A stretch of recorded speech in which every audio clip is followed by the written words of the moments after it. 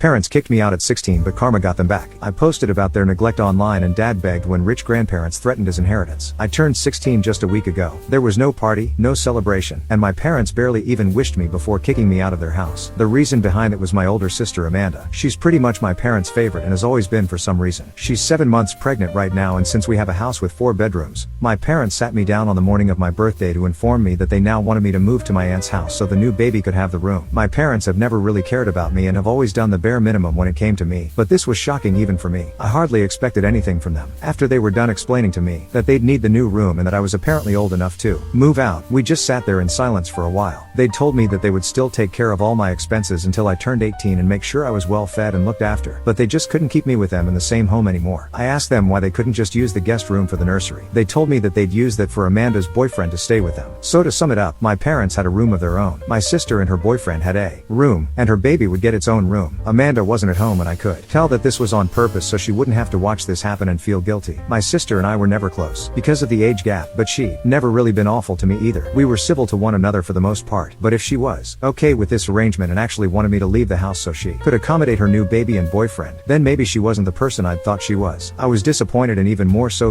because it was my birthday, but I didn't say a word to them and just agreed to leave. By now I've realized that my parents are a lost cause. There's nothing I can say to them to make them love me, and I've accepted that by now. So